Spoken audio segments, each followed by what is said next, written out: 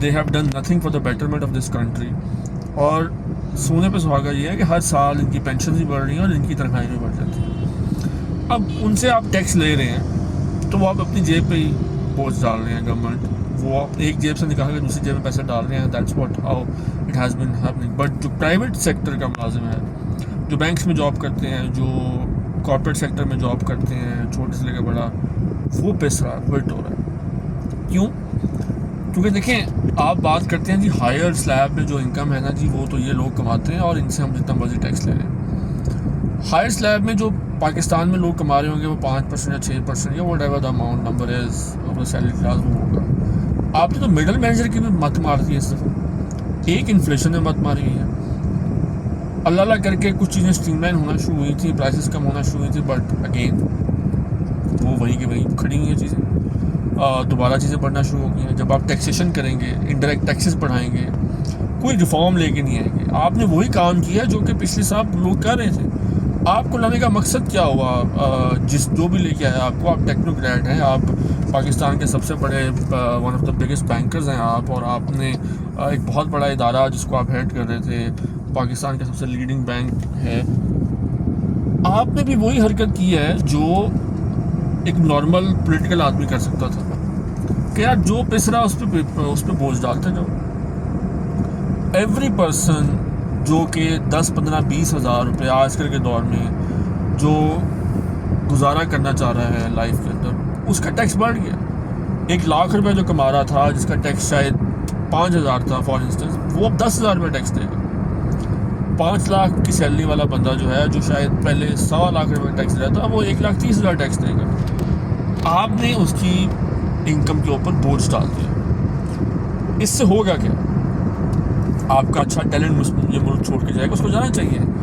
वो हमारे एक प्राइम मिनिस्टर हुआ करते थे पीपल्स पार्टी के दौर में, कहते थे रोक किस तरह रखा उसको? भाई रोका आपके करतूतों ने है।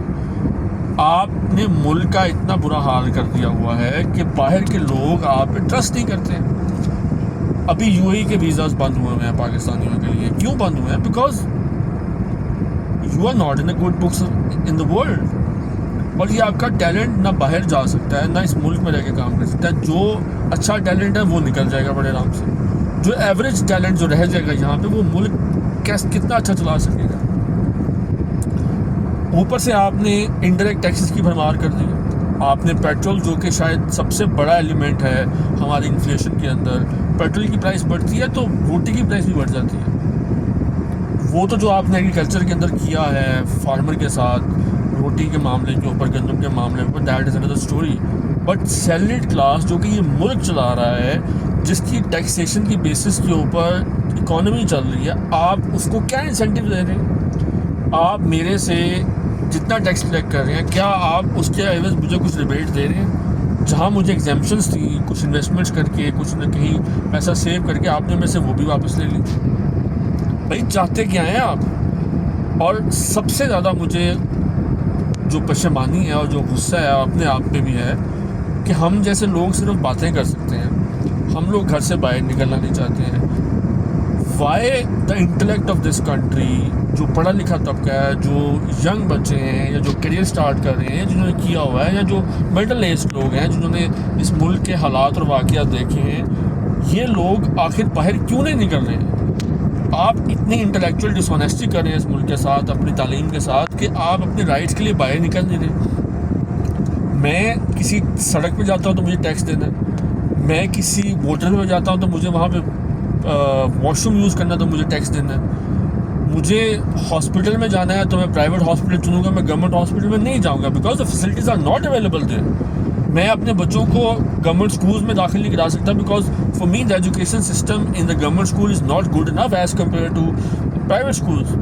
मुझे क्या रिबेट मिल रहा है, मुझे क्या लेवरेज मिल रही है कि मैं आपको पैसा दूँ? और 70 साल की आपकी हिस्ट्री है कि आपने पैसा लेके खाया है। भाई आप अपने पीएम हाउस का बजट 30% बढ़ा लेते हैं, आप अपने पार्लियामेंट का, जहाँ पे पता नहीं कौन लोग आके बैठे हुए हैं, आप वहाँ पे टैक्स अपना बढ़ा लेते हैं बजट्स। डिफेंस बजट आप 30% बढ़ा लेते हैं, मगर जो बंदा जिस वजह से ये मुल्क चल रहा है, आप उसको दे क्या रहे हैं? आप फाइलर की बात करते हैं, आप नॉन फाइलर की बात करते हैं, आप फाइलर को क्या इंसेंटिव दे रहे हैं? क्या जब मैं किसी ग्रॉसरी स्टोर पर जाता हूं तो क्या मुझे प्रायोरिटी मिलती है वहां पे? क्या मैं बैंक की लाइन में जाता हूं, मुझे प्रायोरिटी मिलती है वहां पे? क्या मैं हॉस्पिटल जाता हूं तो मुझे कुछ मिलता है वहां पे? क्या मेरे बच्चों को एजुकेशन फ्री मिलती है? नहीं मिलती है। मैं वो इंसान हूँ, मैं वो प्राइवेट क्लास का इंसान हूँ जिसकी वजह से ये मुल्क चल रहा है। जब हम ये कहते हैं तो इट मीन्स कि वाकई this is the reality. But as a nation, as a private class, हम कर क्या रहे हैं? फॉरगेट अबाउट द लीडर्स जो हमने चुने हैं या नहीं चुने हैं, क्योंकि हम जो चुनते हैं उनको तो किसी को फांसी दे दी जाती है, किसी को निकाल दिया जाता है, फिर किसी को ला दिया जाता है, फिर उसको निकाल दिया जाता है। ये एक this is circus which is happening around in this country for the last 70 years। मेरे भाइयों, मेरे प्राइवेट एम्प्लॉयज़, कुछ होश के नाखून लो। आपको ये बात समझ क्यों नहीं आ रही है कि यू आर अ स्ट्रेंथ? आप निकलो घरों से और अपने हकूक़ के लिए पूरा मन एहतजाज करो। That is very important. Democracies, Nations build नहीं होंगी जब तक पढ़ा लिखा तबका अपने राइट्स के लिए बाहर नहीं निकलेगा। हम बहुत फजूल चीज़ों के लिए बाहर निकलते हैं, हम बहुत फजूल चीज़ों के लिए उठाते हैं, but this is the high time यार। Forget about IMF, forget about other stuff. आपके अपने बच्चे हैं, आपको ये लग रहा है कि मैं 5,000 रुपया महीना निकाल लूँगा और तो कोई फ़र्क नहीं पड़ेगा, मैं क्या ही कर सकता हूँ? भाई आप ही सब कुछ कर सकते हैं।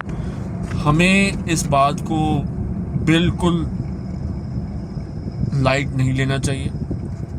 हमें इस मुल्क के अंदर अपनी आवाम की इजारादारी कायम करने के लिए अपने हकूक़ के लिए निकलना पड़ेगा। For me that is the most important part.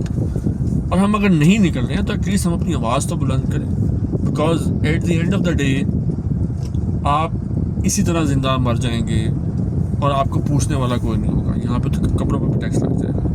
तो प्लीज़ मेरी रिक्वेस्ट है, every fraternity, whoever is watching this, please make sure कि आप इस वॉइस को रेज ज़रूर करें, आप बात करें, बिकॉज बात करेंगे और तो कुछ एक यकजहती आएगी। बात करेंगे तो नॉइज़ क्रिएट होगी और उस नॉइज़ के बदले शायद हमें कोई रिलीफ मिल सके।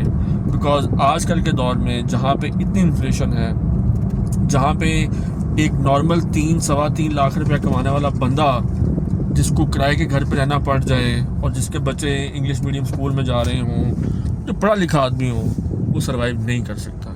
तो forget about lakh, 1.25 lakh. It's a lot of challenging environment outside. Think about it. निकलें, नहीं निकल सकते, बात ज़रूर करें, talk to people around you, एक नॉइज़ क्रिएट करें। किसी को फ़र्क नहीं पड़ेगा, बट आपने अपना फ़र्ज़ पूरा अदा करना है। आप उसके बारे में सोचें। Thank you.